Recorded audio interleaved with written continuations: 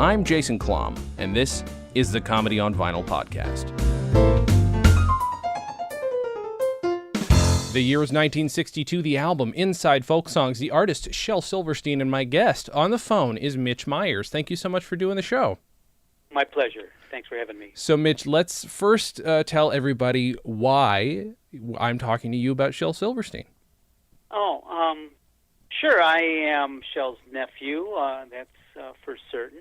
I've been his archivist as well. We've been keeping an archive here in Chicago. I guess I should say I kind of run the archive. We have some people working with us, and we've been digitizing things for almost 20 years now and organizing all the materials and all the different idioms and forms that Shel created.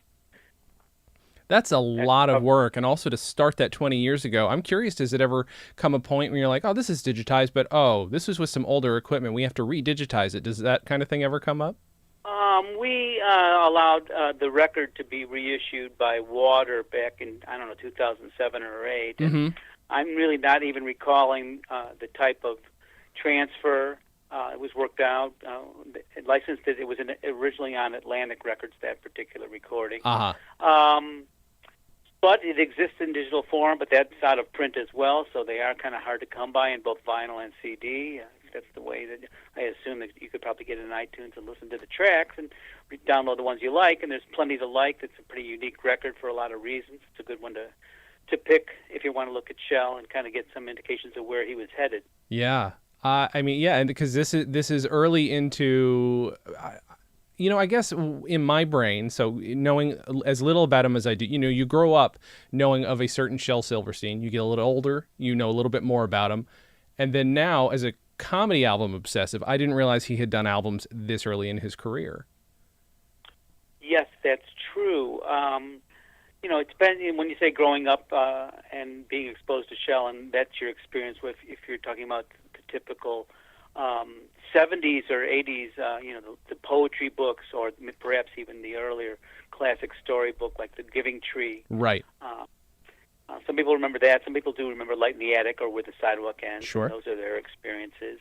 But in any case, there were people young people that grew up when Shel was at Playboy. And really, I guess the point that I want to make about that is Shel was developing his art even before that when he was in the service with Stars and Stripes, and he had put out a book of cartoons, military cartoons, in the mid-'50s, and that was reprinted. He had successfully gotten single-caption cartoons in both Sports Illustrated and Look magazine upon coming back from the service. That was a pretty exciting opportunity to imagine himself being a cartoonist. I mean, the New Yorker was right around the corner. All those things were in play. Right. He dropped off about 7 or 8 cartoons for Hugh Hefner, who was starting his magazine at Playboy. Had just gotten up and running. Left him there for a couple of weeks, was kind of getting nervous that no one ever got back to him. Went to get his work. Hef came out in his pajamas. Shel didn't know what to make of it.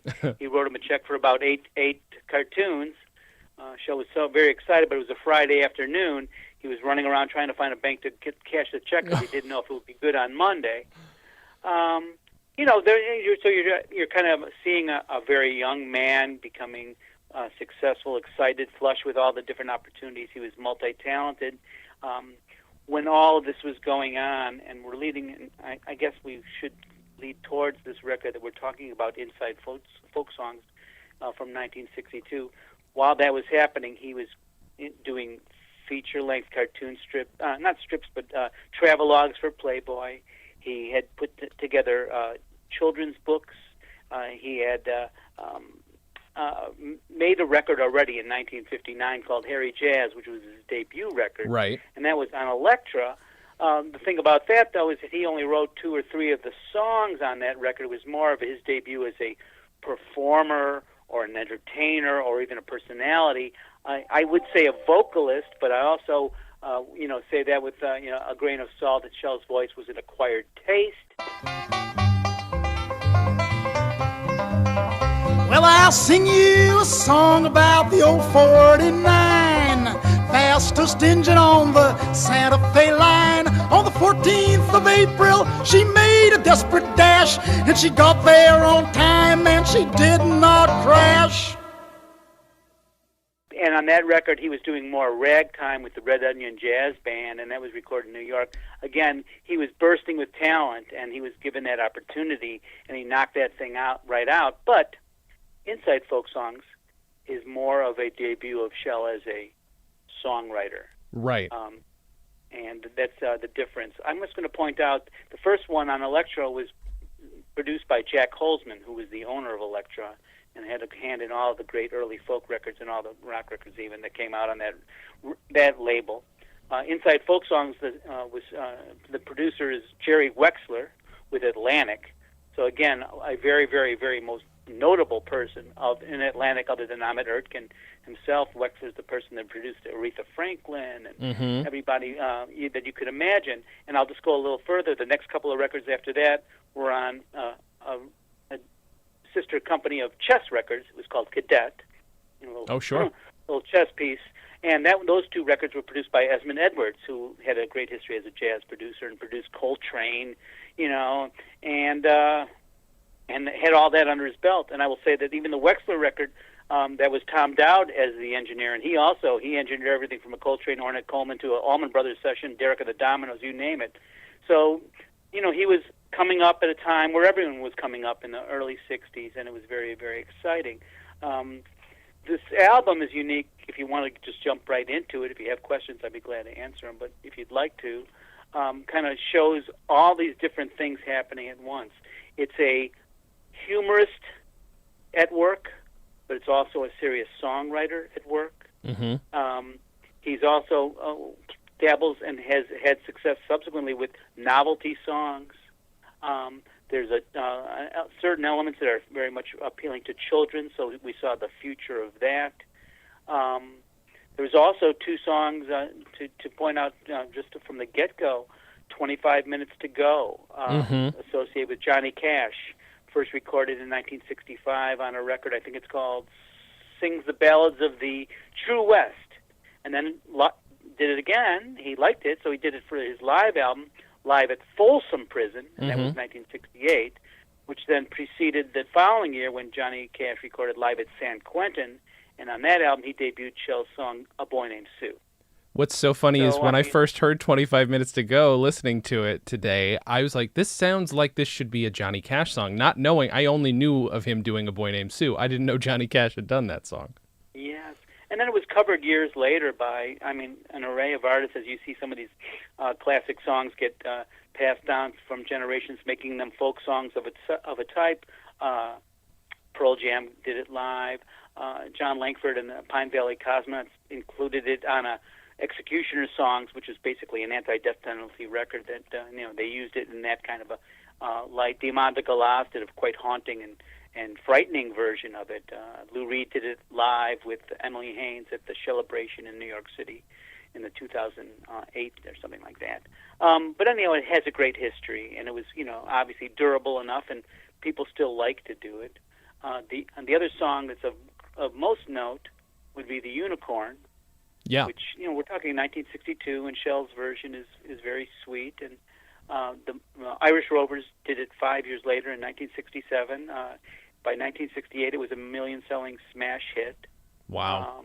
Probably Shel's first million-selling songwriting credit. And so I guess it's notable for that unto itself.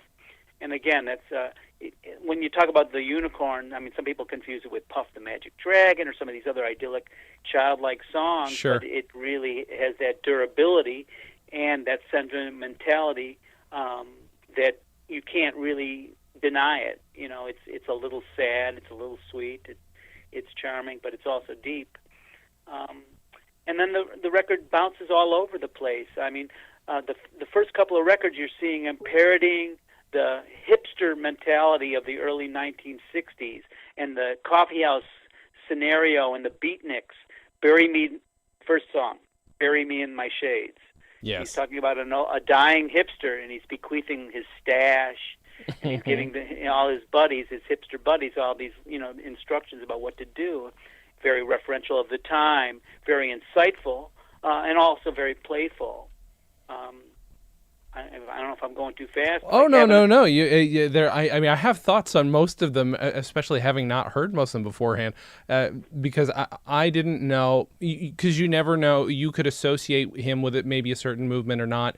But my favorite thing to hear is if somebody is maybe associated with a certain movement, when they satirize it. I for some reason have this soft spot for when people make fun of hipsters from a certain period. Like there's a Del Close album called How to Speak Hip.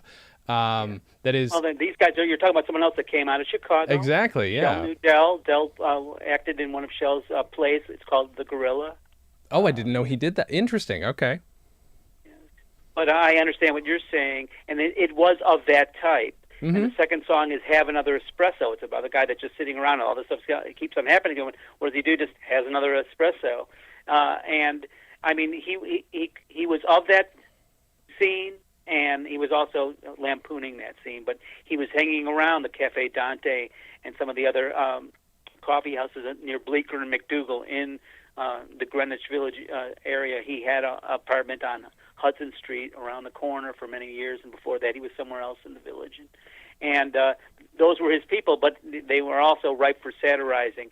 I think there's a book about the Beat Generation, and in the early 60s there's a photograph of, they were lamenting the portrayal of the Beatniks because it had become commercialized and satirized. So they had a party, the death of the Beats, and one of the people hanging on the wall, leaning up against it, is Shel, among some other pretty notable characters. So he was always in the right place at the right time.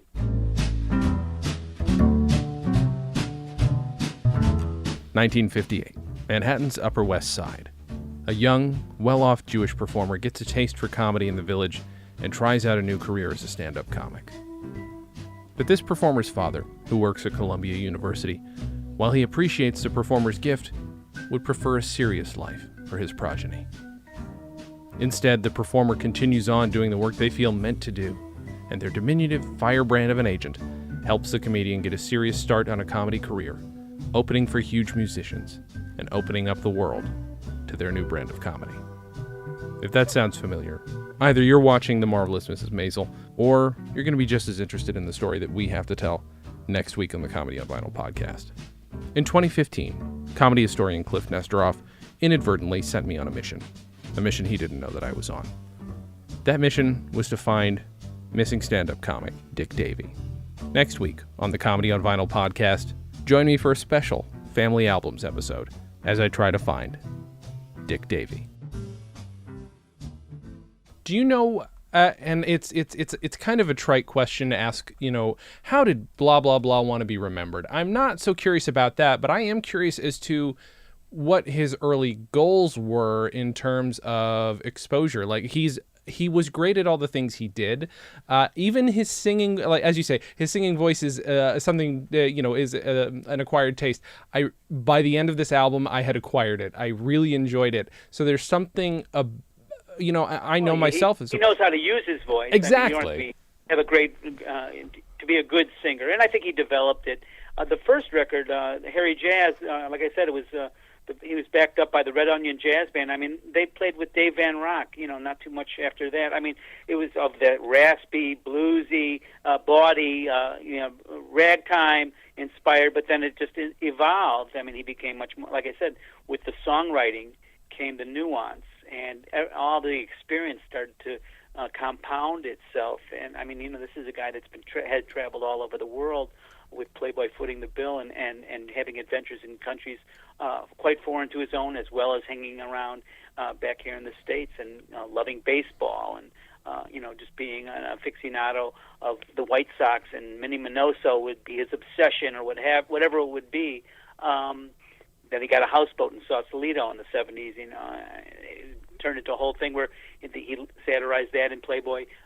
Silverstein visits the hippies, and there's two amazing issues. It was too much for one issue. It was two parts where it was in day-glow colors, and he really did the same thing that he did on these first two songs in this record, which is this kind of being of that scene, wanting the same things everyone else did, but also making fun of it because it's pretty, as humans, we're pretty predictable in a lot of ways, and right. We're easy to make fun of. the next couple of songs are also, you wouldn't know it unless you were growing up in that time what they're about. Bananas is a satire on Harry Belafonte singing Deo. I love it so much.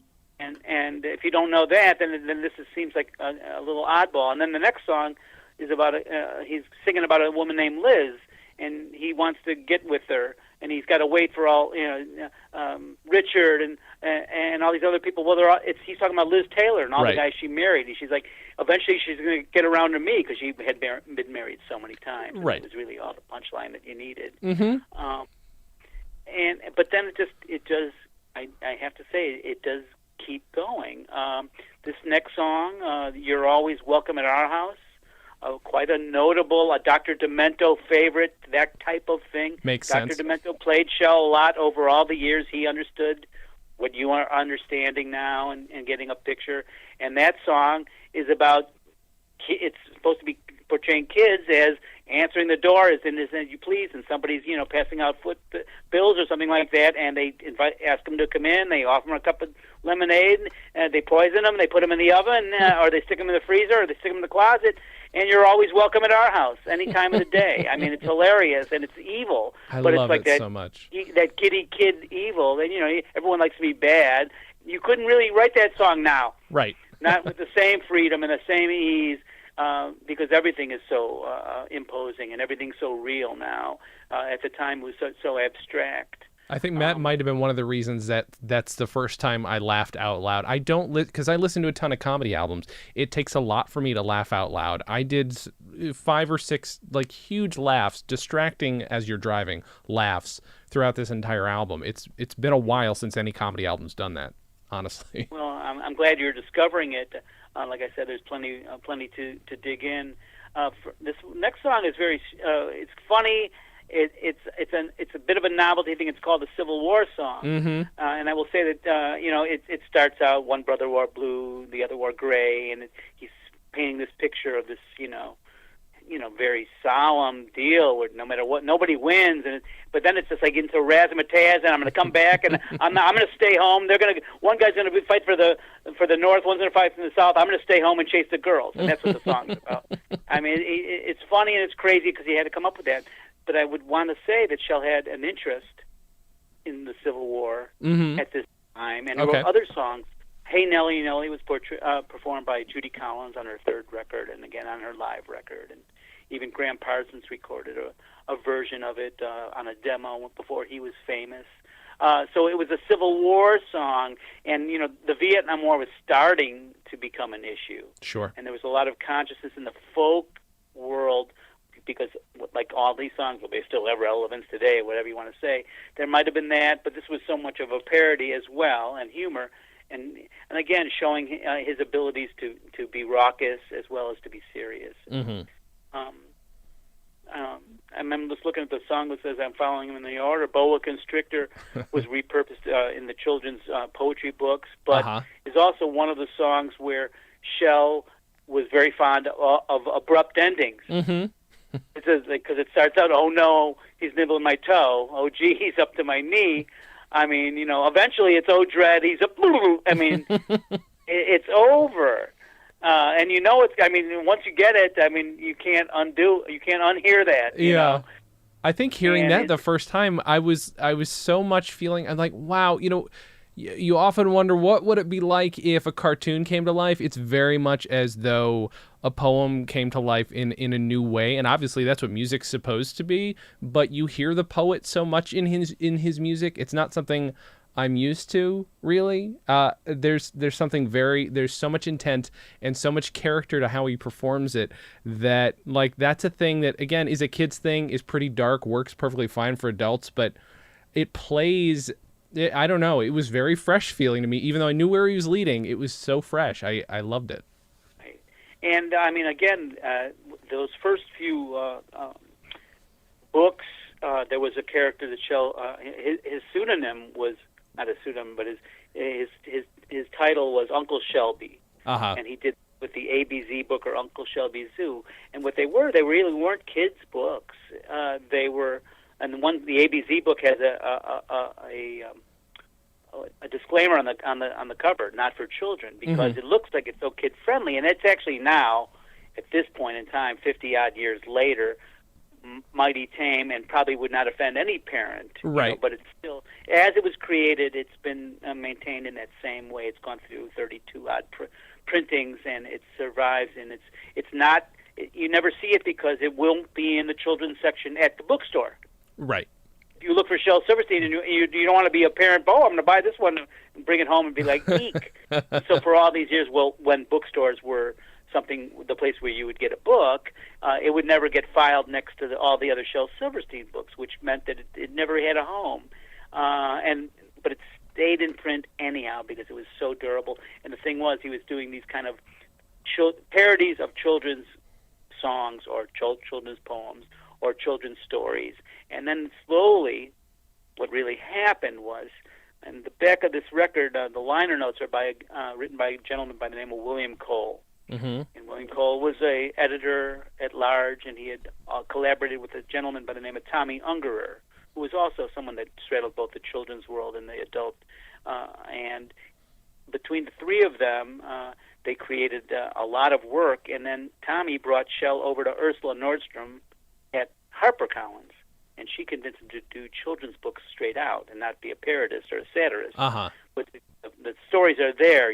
And also believing in, knowing songs like The Boa Constrictor and seeing the playful nature and saying, that you're right for this. And she convinced him, and that's how The Giving Tree was published on HarperCollins rather than with any other publisher. It was passed by other publishers because it was neither fish nor fowl, a little bit too somber for kids, maybe a little too simple for adults. It had this ambiguous ending. You brought a lot to it. It took years before that book really started to sell. What happened was ministers started to mention it in their sermons, and a couple of talk show people had guests, and they read from it, and so it was like a slow burn. You couldn't.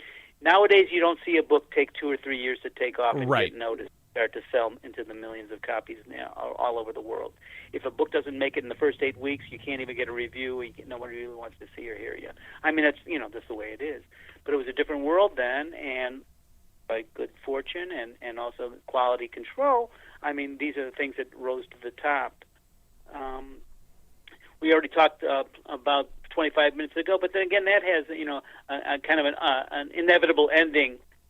This inevitability that he inhabits. It's always quite notable, and his versions of these songs are pretty impassioned. And this was a few years before Johnny even tackled it. And once they figured out that Shel was, the guys in Nashville loved Shel for these reasons. He wrote hit songs, and he was from Playboy. Okay, so you had the mint, and you had the bonus. I mean, everything that he epitomized brought that humor. I mean, Bobby Bare was a very dear friend of Shel's. He did entire albums, as was like Waylon Jennings did a whole record of Billy Joe Shaver. Bobby Bare did several records of Shel Silverstein songs, and it was a great alliance and a relationship. And so they liked his storytelling in his songs. They liked the humor in his songs. They liked the novelty in his songs. It was just corny enough, just sweet enough, just sharp enough. I mean, whenever he would lull you into submission with thinking it was going to be one way, it would go the other way.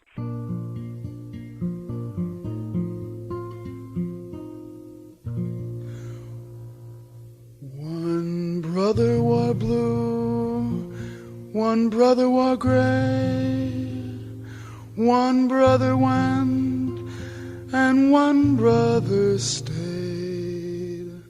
One brother's here, one brother's there, but where shall I fight, and what color shall I wear? I guess I'll wear my tight blue pants and my gray sport jacket with the buttons made of pearls. I'll wear my tight blue pants and my gray sport jacket and stay home with the girls. Yeah, yeah, yeah. I don't want to get to Gettysburg. No, no, no. I got a hot rod Ford and a tank of gas for baby and of a song would turn things. I mean, not everyone does that, and not everyone does it well. And, you know, his melodies were always very simple, very rudimentary guitar player, piano player, composer. Right. And so we go on. The Folk Singer's Blues is another parody. I love this so much. The other title of the song is "What Do You Do When You're Young and White and Jewish?" and he talked about this on a Studs Terkel radio program back in the '60s. He's like, you know, what's the Jewish kid, you know, from the burbs going to write a folk song about being down in the mine? Mm-hmm. You know. And in this one, the mother won't let him go down the mine, or the only levy you know is the one that lives down the block. You know, and that, I mean, boom, bang. I mean, just lampooning all those wannabes out there. Do you think? Now, of course, it's. Go ahead. Sorry. Do you think there's an element of his writing, because you talked a lot about, you know, they liked it because it was funny. They liked because there are these turns. Do you think there's an element that for people who are performers who are not normally seen as necessarily humorous or funny, these songs might help you get your own natural sense of humor across, make you seem funny when you're not that funny? I feel like these are a free pass for some people to seem like they have a sense of humor. You know, Jerry Wexler, I did get a chance to talk to him about this record, and it's interesting, as he nominally is considered the producer, but on the record it really refers to supervision. Jerry Wexler. So really, he didn't have much to do with it, other than putting his name on it and taking responsibility for the session with a guy named Al Brackman from the Song Publisher, the Richmond organization. But the point I was going to make was he's smart. And whether it was true or not, he said something that I thought was clever, and I've heard it before in other instances. He said that this record probably didn't sell more than 500 copies, or very, very few in any case. And he goes, but they all were bought by songwriters from Nashville. Mm-hmm. Which isn't probably 100% true, but his point is true enough. And again, it's the songwriting is liberal. Todd Snyder, a contemporary performer, got all these guys. Bear Jr., of course, you know, grew up with Shel around and adored him. He watched him playing and singing with his father. Generations are still getting turned on, and that's why it's nice that these songs get reworked or remembered or covered again. So let's talk about a couple more. Beans Taste Fine. I mean, as philosophical and as matter of fact in this low-down beat kind of way. He encounters a guy that won $1 million, and he sees him at a restaurant eating beans. Yeah. And after you've been eating steak a long time, beans taste fine is the guy's answer. And that's the refrain, and that's the lesson, is that if you can enjoy the finest things and, you know, what you assume, you know, is only the best, and after a while you want something simple, straightforward, and to the point. And that's what that song is about. There's a lot of beauty like that on this album, and I like that it can be couched in obviously like some biting satire, couched in his like delightful growl of a voice. Yeah, there's a lot of glee. He's a very gleeful performer. Yes. You know? And the wisdom just keeps coming out. You anyway, you know, you could try and stick your finger in the it's going to pop out somewhere else. You can't stop it from really getting you. And then talking about the next song is really just like Boa Constrictor. It's it's going to stop short. Yeah. Silvergadi, he won't catch me. He may catch others, but you won't. And I guess the Silvergadi got him. I mean, it's just like this. He just couldn't resist it. I mean, it's fun. It takes about a minute, or I don't even know how long it is, you know, and it's out. Yeah. It says here 14 seconds, which I love that it's that short.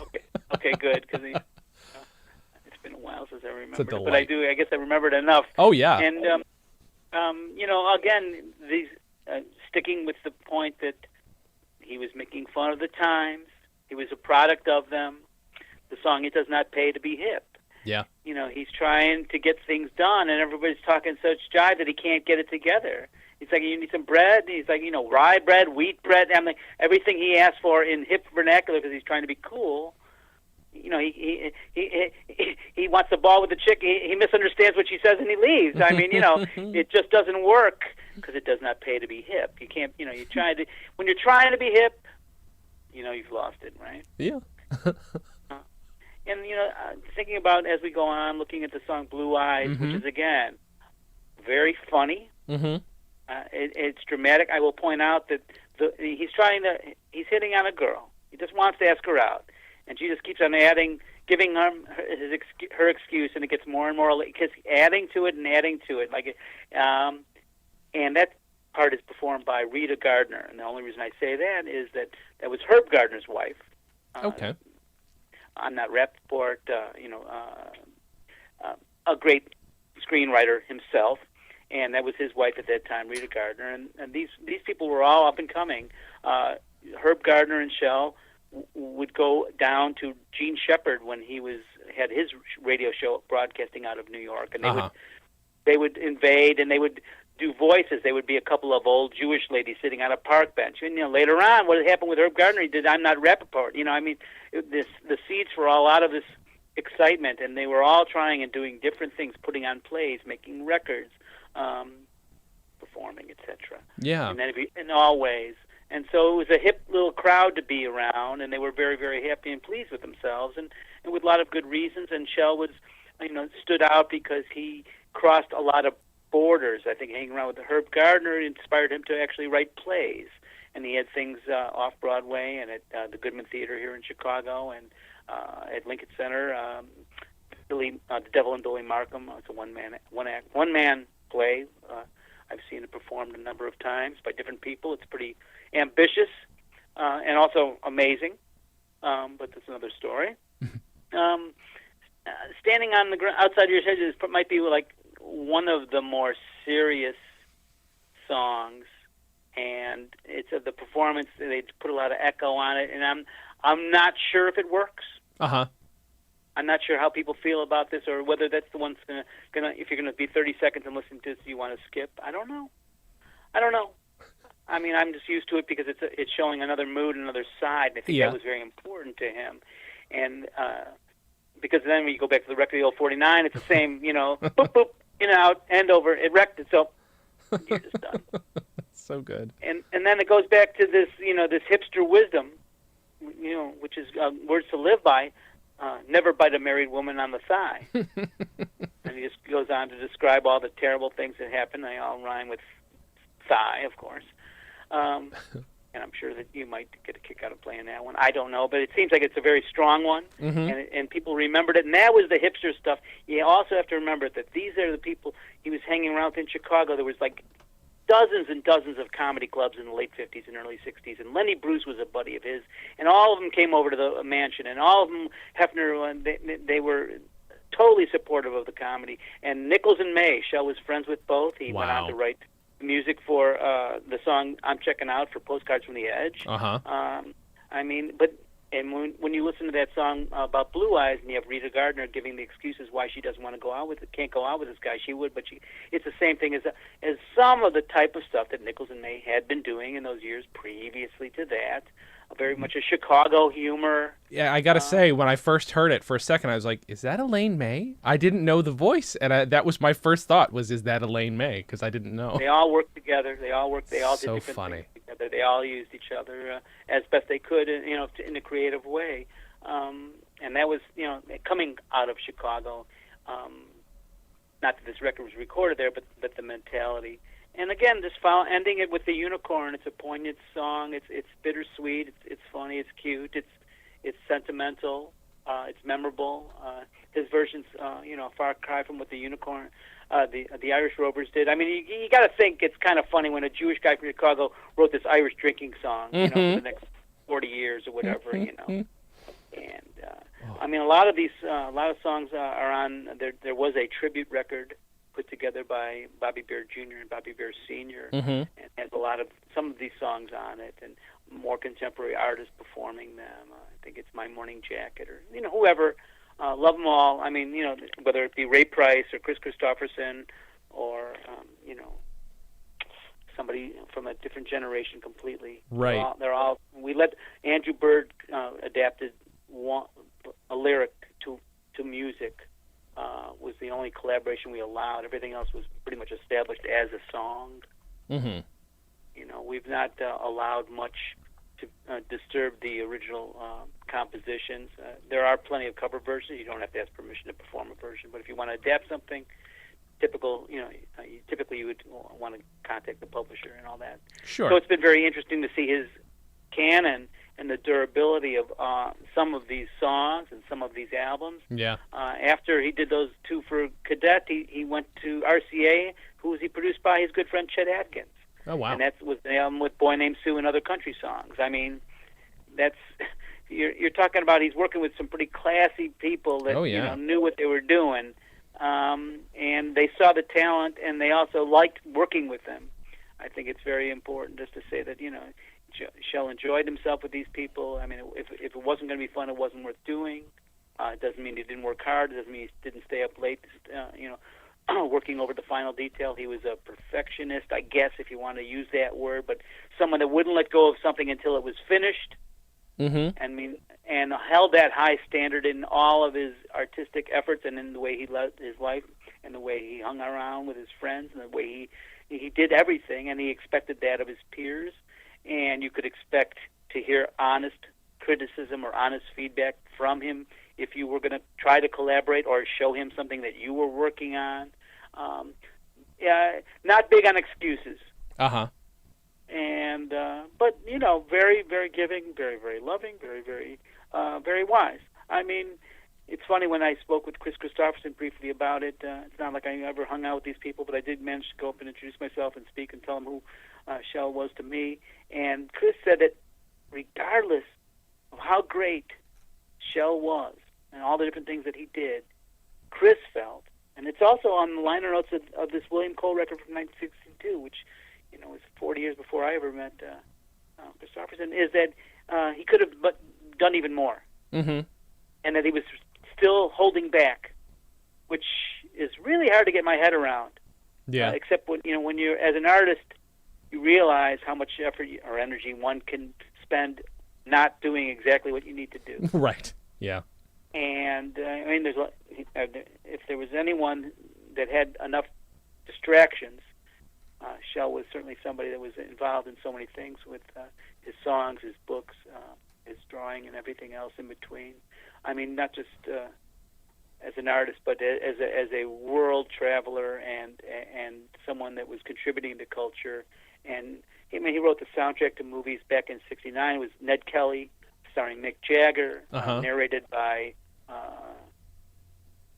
Christopherson, songs sung by Waylon on that record. It's a pretty unique album.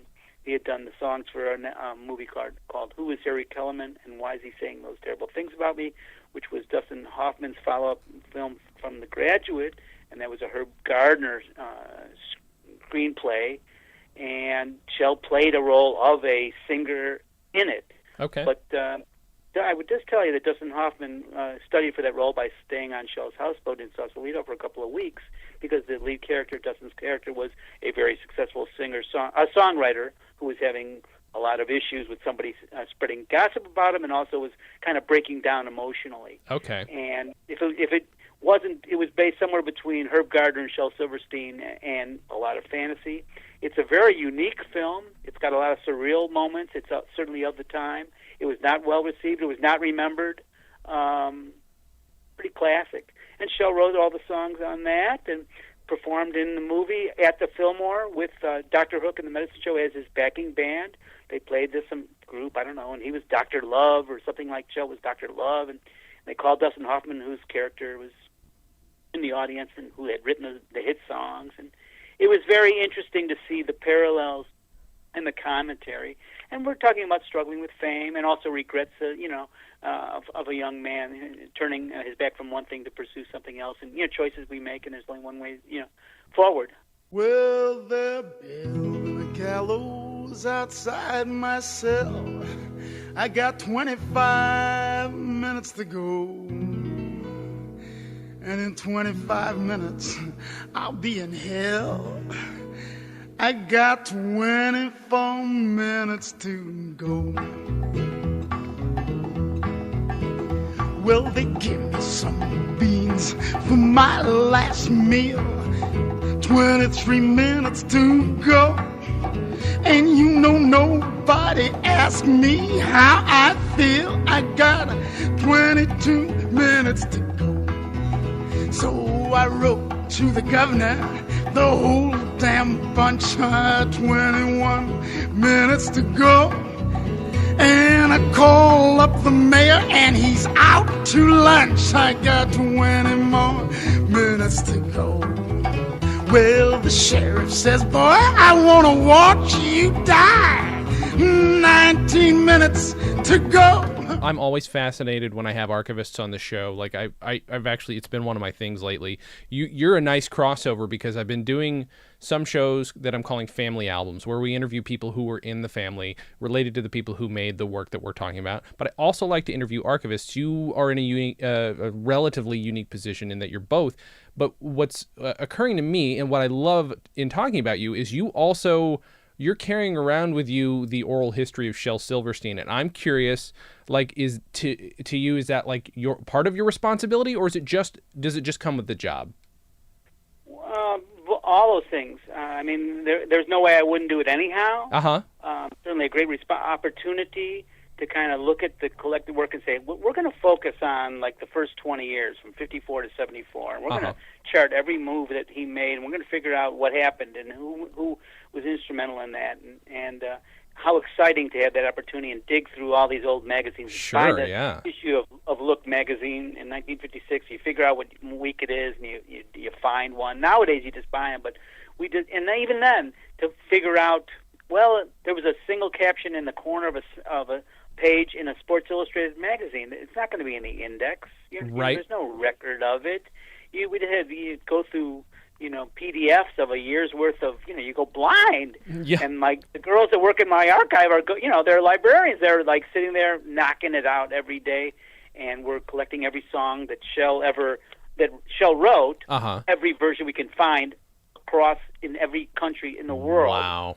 Wow. He wrote about 1,000 songs. If maybe 400 or 500 or 400 were published or something like that. 6,000 performances plus.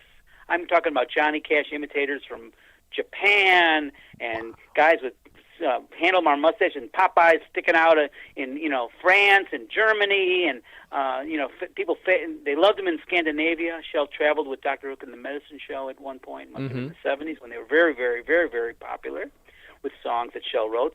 Sylvia's Mother, cover of the Rolling Stone, and he traveled to Scandinavia with these gentlemen, and they played on some Swedish television show, I believe was Swedish, and they Dr. Hook, they took off all their clothes. And so they love him there. They still love him there. And they love Shel because he wrote all these songs for them, and they were very, gaudy and nonsensical and crazy. And, so there's a fascination, besides just the children's books, which have been published in, dozens of languages, and continue to, find new ways to reach new audiences. I think it's plateaued out as far as the awareness. I mean, it gets ingrained into the culture. Certainly it's going to be an evergreen for quite some time, and there's an appreciation. In the 70s, I guess it was Maurice Sendak, Dr. Seuss, and Shel Silverstein. Right. But that was a long time ago, and we never. There's no movies, like there's no Cat in the Hat, coming out. One guy goes, we can make a book about where the sidewalk ends and who are these characters, and the guy goes, well, it's a book of poems. They're not connected. Right. Yeah, but look at these people, and they could have all these adventures and go. I go, you just basically, said where the wild things are. I mean, we can't do it. You know what I'm saying? We're not going to do it. Yeah. We could. Maybe someday somebody else will be in charge, and they'll decide to do all these things that we've been kind of loath to embrace. Of course. And you lose some of the continuity, but you retain a certain amount of purity into the work, and that's very hard in this world. I bet. And to have a team that has that as a priority, you go into meetings or something, people just don't understand what's wrong with us. But listen, the books are all in print. They do very well. We're very proud. We keep those. We did 50th anniversary editions a few years ago of like 4 different books at the same time with the original covers. And, it's such a joy to be able to revise some of these things and to dig out some of the history and recontextualize it for somebody that might not have ever been exposed to it before. Right. If there's an interest and an appetite, or if a parent still wants to read a poem to their kids, and we just came out with the second volume of Runny Babbitt Returns, and that is a book of spoonerisms. Spoonerisms, when you switch the two letters, the beginning of two words, the letters of two words. So, you'd be Clayson Jom. Right. Now I'm good. I'm still Mitch Myers, but you're lucky. But every line of almost every poem and almost every line I mean, 2 volumes worth. They're poetry. You could read them straight if you want to flip them back, and Right. they're still funny and ironic, and they still have the Shel illustrations. Those are all illustrated. All those books that people are familiar with, they were all illustrated by Shel. That's his style, ink on paper. You're talking black on white, most 99% of the time. Uncle Shelby's Zoo was color, and the ABZ book, and again, it's the exception rather than the rule. And so, you know, it's fun to be able to look at all the excerpts and the outtakes and things that didn't make it in the first edition, and we picked them all as seriously. We round-tabled it for a year. We go around the room, and then next month we come back, and they go, well, okay, we already said okay on these poems. They're like, nope, we got to read them all again. And just held it to that high standard that I was referring to. And I don't mean to go off and on about how No, this is what I'm talking about. Estate, but I'm proud of it, you know. You should be. I mean, that's just it. This could very easily be simply a moneymaker. But when the whole point is translating to people who a person was by concentrating on certain works, making sure people still have access to them is super important. So, I mean, that's a huge responsibility. Thanks. We only recently just allowed the first book to be an ebook. We went with The Giving Tree a few years back because it was the anniversary, and certainly there's no. It's not hard to understand why that would be appealing for many people. But I would want to say and add and give you and anyone that might be listening the context for that. No small decision, no small thing in that. If you look at all of Shel's books and you ever found a copy of The Giving Tree, Light in the Attic, Where the Sidewalk Ends, Missing Piece, Meets Big O, Runny Babbitt, you name it, Giraffe and a Half, they're all hardcovers. Shel never allowed his books to go to paperback. Interesting. God. None. The only one was the one ABZ book, which was originally oversized and paperback and still is. You couldn't do it.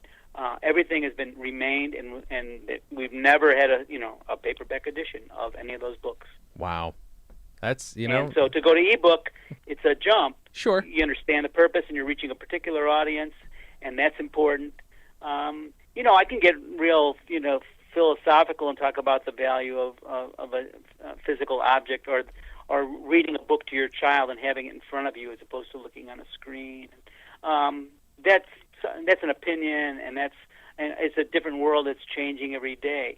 But they also, to make sure that those opportunities are available if somebody does want them, is something that we can be proud of and happy, and just know that that's good enough for us, Well, and this is coming from a guy who owns, 500 or 600 comedy albums, which is, at this point, too many. That's all? Yeah, right? I know.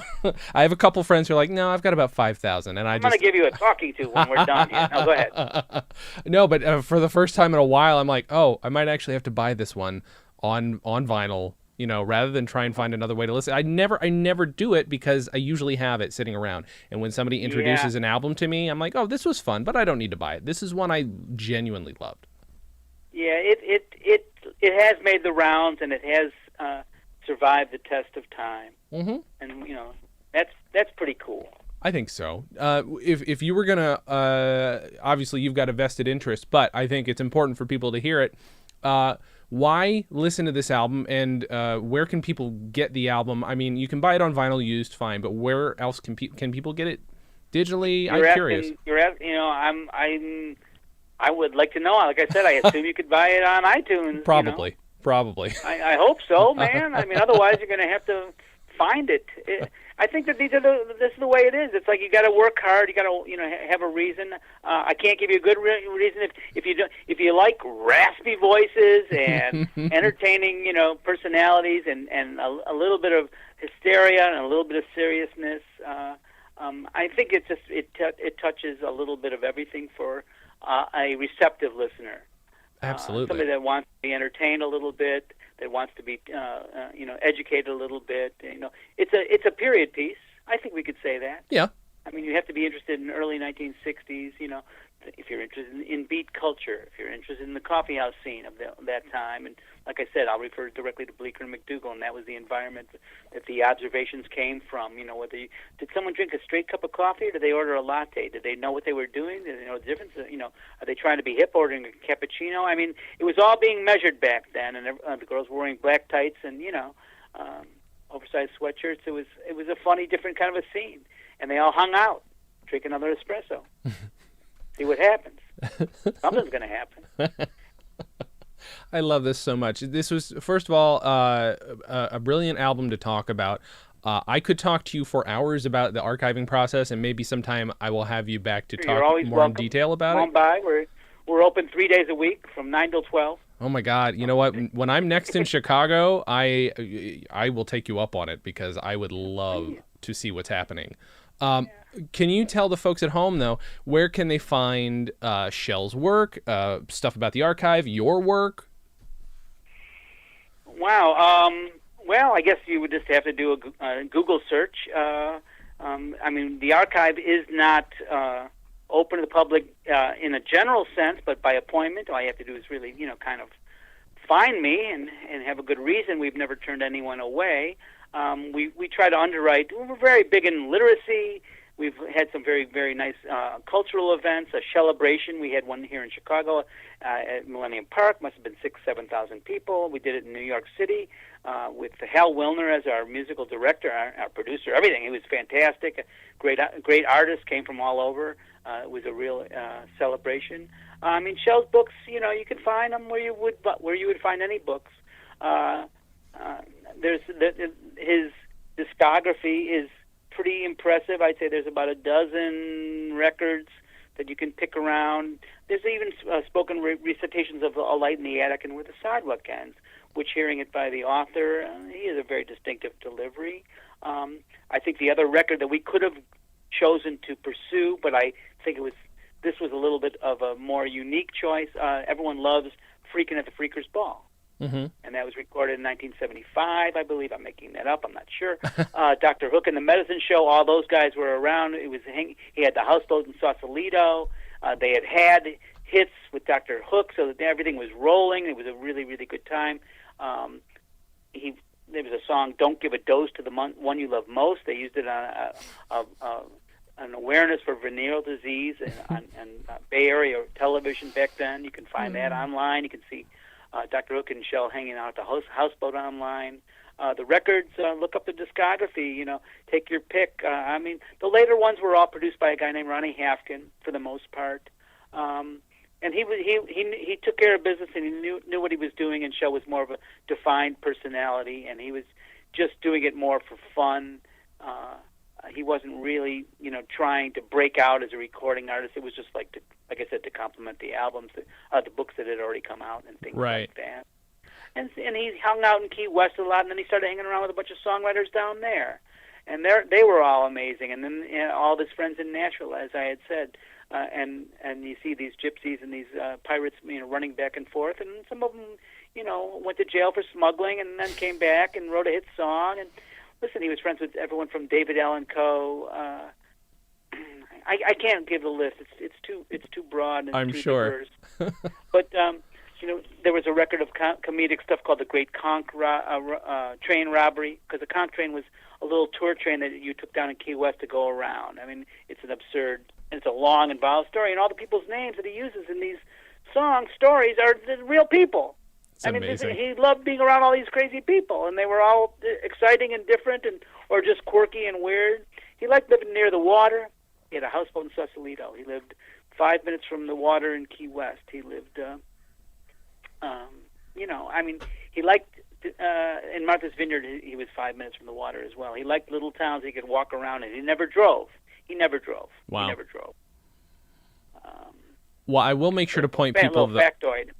I'm sorry? No, I just want to make sure I point people to ShelSilverstein.com, though, at least, because that is a good resource to get. That's curated by HarperCollins. Mm-hmm.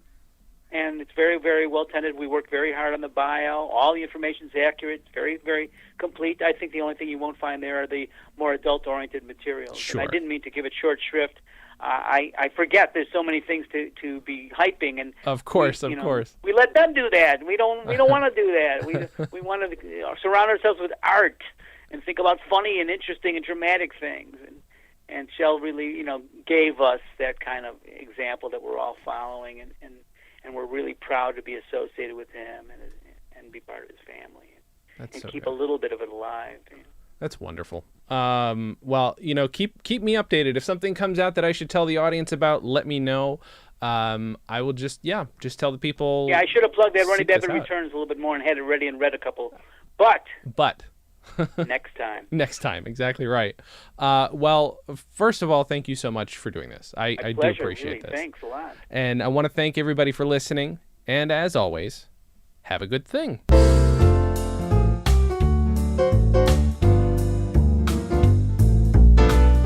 Comedy on Vinyl is a production of StolenDress Entertainment. It is produced by Mike Worden and is hosted and edited by Jason Klom. Our theme song was composed and performed by Richard Levinson. You can email us at podcast@comedyonvinyl.com.